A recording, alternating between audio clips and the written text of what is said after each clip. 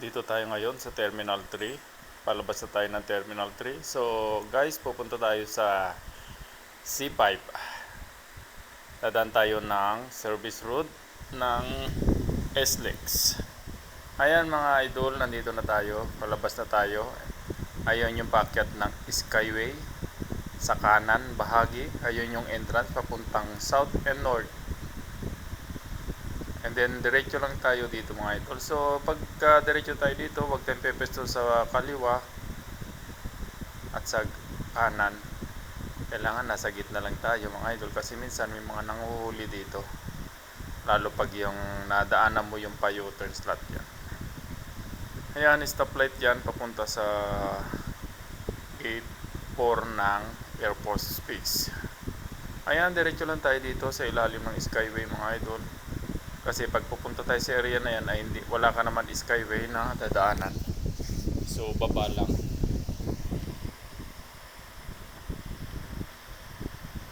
Dito medyo minsan matraffic tong area na to mga idol, lalo pag rush hour. Pero pag tanghali naman ay okay naman. So magkakaroon lang ng build up doon na sa may paglabas ng Nichols sa may circle. So yan mga idol, ito rin direction mo kung papunta ka ng south. Papunta ka ng Cavite, Bicutan, Sucat, Alabang, and then Cavite, Laguna. May Cavite area rin naman, pwede rito naman papuntang Dasmariñas, via MCX. Ayan, stoplight ulit tayo ng gate 1 ng Air Force. Pero dyan mga idol, kung pupunta kayo ng Air Force ay bawal pumasok dyan. Mga pumapasok dyan ay mga sundalo lang, mga Air Force. Excuse me. Ayan, tatawid na tayo sa stoplight. Ayan, shout out sa mga subscriber natin. So lumalaki na rin subscriber natin mga idol. Nasa 50 plus na rin. So okay lang. Mga hindi pa naka-subscribe mga idol, subscribe nyo si Boy Calye para lumago ang ating YouTube channel at tuloy-tuloy ang pag-upload natin sa mga long video natin mga idol. Ayan, malapit na tayo palabas mga idol. Yan ang palatandaan pag maliwanag na, kasi yung Skyway ay paliko na yan. Ayan, liliwanag na dyan sa area na yan paglabas mo sa area na yan. Ayan mga idol, kung papunta ka ng South Expressway, kakaliwa ka dyan, pakaliwa. Ikutin mo yung circle and then kanan. Makikita mo na yung expressway doon, kanan ka na lang. And then ito, pag tumawid ka dyan mga idol sa intersection na yan, pag papunta ka ng service route ng SLEX, South Super Highway, pumesto lang tayo dito sa kanan. So two-way yung kanan, pwedeng magpangalawang lane, pwede tayong pumesto dyan, and then pagdating sa unahan, unti-unti tayong kumanan. So dyan medyo gitgitan to, madalas traffic tong area na to mga idol. So no choice, kung yung C5 ang direksyon natin, dito talaga tayo dadaan. Kung dadaan ka ng BGC, medyo mapapalayo ka at saka double traffic ka. So ito naman, paglusot mo dito, medyo okay na. Ingat na lang tayo dito sa area na to. At kailangan malamig lagi ang ulo, lalo sa traffic mga idol.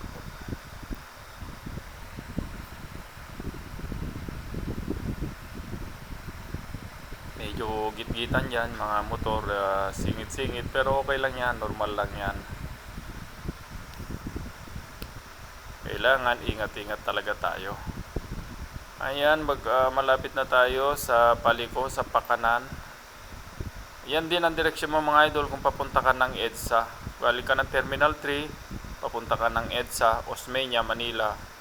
Dito rin ang direksyon mo. Ito rin yung way natin, yung kakanan na yan. So papunta ka naman ng BGC sa kampo, diretso lang yan. Doon ka sa kaliwang area para makadiretso ka. Kasi itong area ko na to ay pakanan. Yung stoplight na yun mga idol, diretso. Pag patungo ka ng BGC, pwede na doon.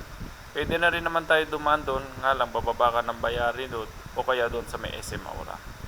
Ayan, paikot na tayo mga idol. So ito rin ang direksyon mo pag papunta ka ng EDSA, kakanan ka lang yung area na yan. Yun, tatawirin mo lang yung riles ng train. Ano na yon, Osmeña na yan.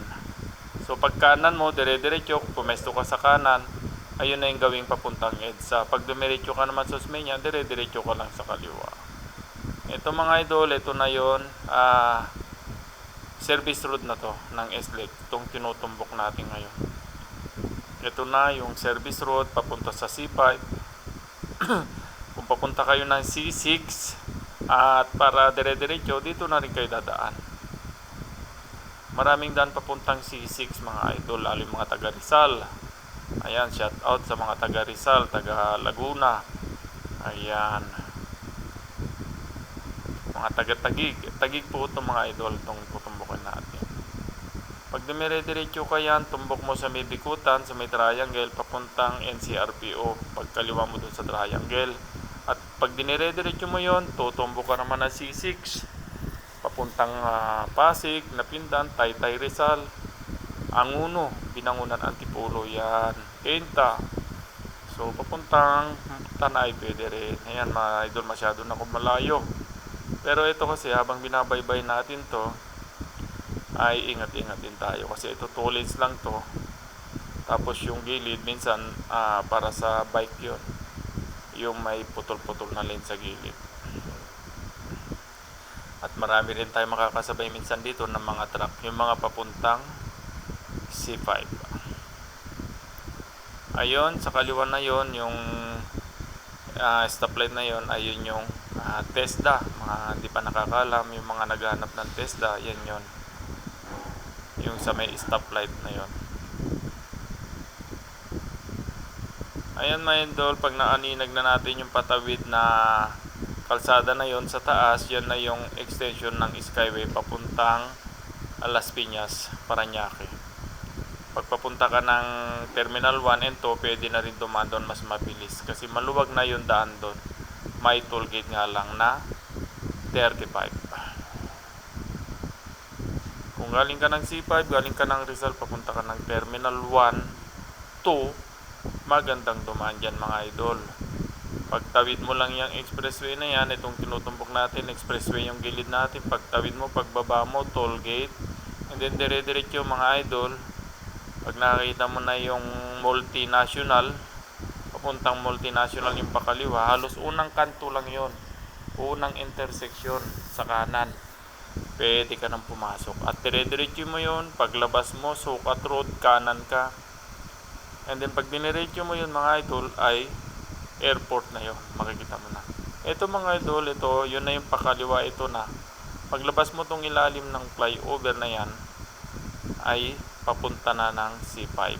Yan, mga taga Quezon City na dumadaan ng C5 at hindi nyo kabisado, ito na yun para sa inyo. Mga taga Rizal, ayan, malapit-lapit na tayo mga idol. So, ito, paglabas mo dyan, ay C5 na. Ito na yung gilid ng C5, and then pagdating dyan sa unahan ay magjo-join na. So yun mga idol, mga hindi pa nakasubscribe kay Boy Calye, mag-subscribe na lang din, and then follow my Facebook. Ayun mga idol, thank you so much and God bless. Malapit-lapit na. Ayan, paglabas mo dyan, wala ka nang ligaw kundi C5 na yan. Ayan na yung toll gate sa C5, yung pababa na yan. So dire-diretso na lang yan mga idol, ay C5 na. Ayun, ulitin ko mga idol, mga di pa nakasubscribe, please subscribe nyo na si Boy Calye. Marami tayong matututunan na daan, mga hindi pa kabisado yung mga daan dito sa Metro Manila.